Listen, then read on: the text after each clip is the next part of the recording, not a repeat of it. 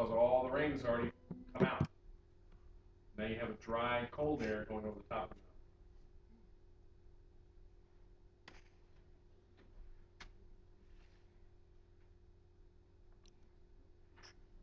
mountain.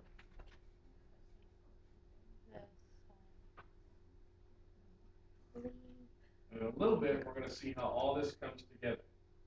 Solar energy, the angle it strikes the Earth, the tilt of the Earth, the seasons. You're going to see how mountain ranges affect things, altitude affects things, how there are ocean currents, those have an effect, and then there's wind patterns and atmospheric pressures, and those have an effect, and all these things together create these climates. It's really cool. It's really quite cool. You're awkward. Did you say you're awkward? What? You're awkward? You're awkward. Oh, darn, I'm awkward. Hello. Oh, wow. Well, wait. Nothing implied? Kennedy? Typically, side line and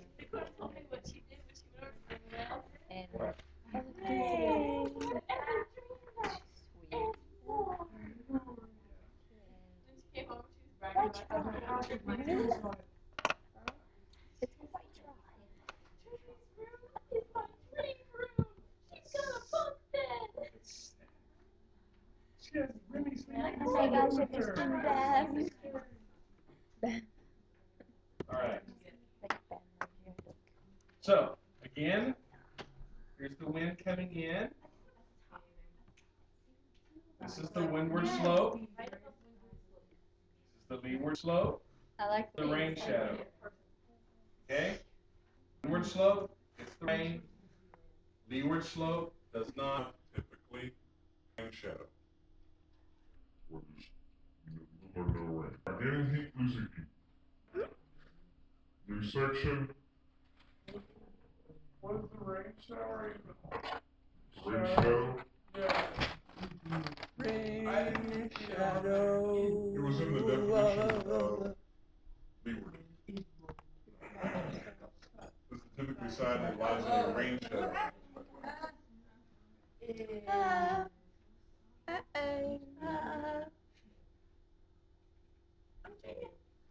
Are those pooping Alright.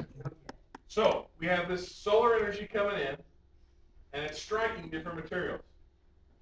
After it gets through the atmosphere, you basically have two types of materials that it's striking. You have land, and you have sea. Okay? earth and And it's going to water? affect those differently because of the properties of each.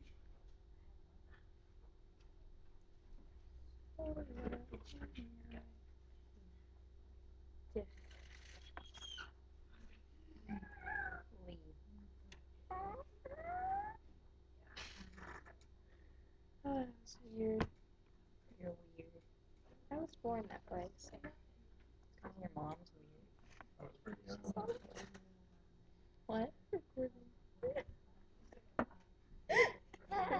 It's a joke. Joke? Yeah, it is a joke. Sorry.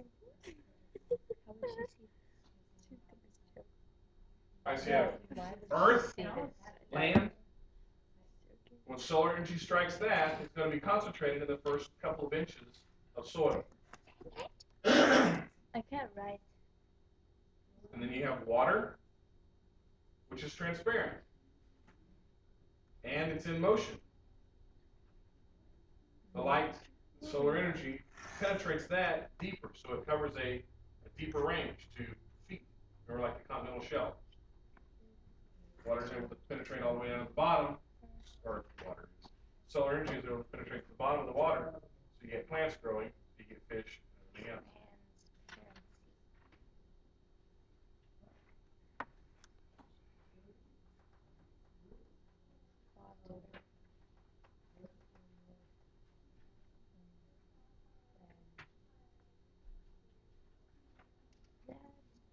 write fast.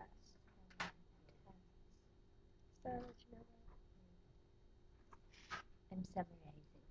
that. I don't do that. Apparently. Are those music notes? No. Okay, Those so are I arrows. had my guitar lesson today, and I was like, I tried to have one that had last There. That is a very ugly music note.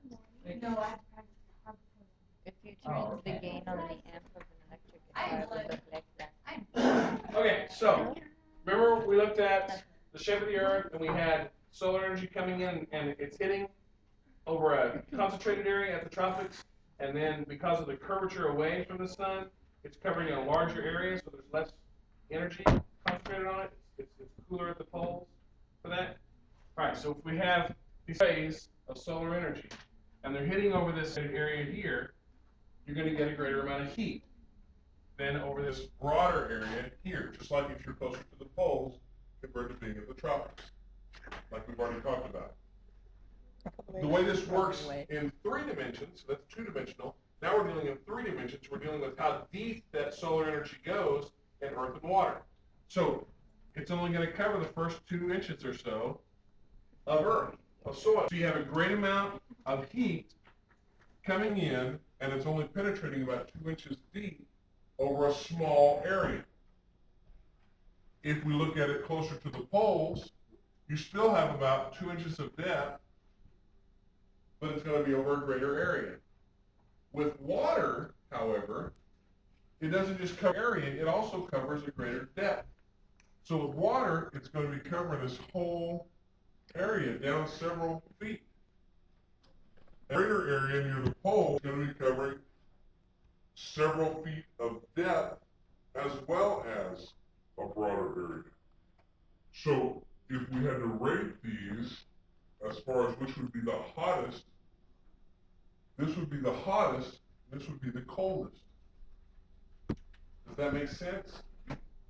Because it's spreading it out over a greater amount of material. Yes. It's like water on the surface of the earth. Yes.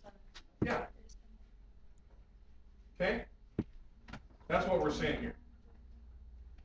And because of this, because of the property that lets this light go through it, the water stays cooler.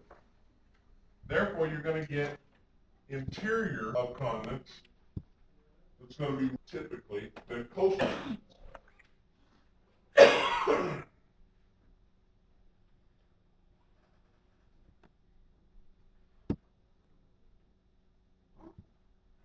But that water's going to have another property too. Because the heat reaches a depth, it's not going to give that heat up as easily.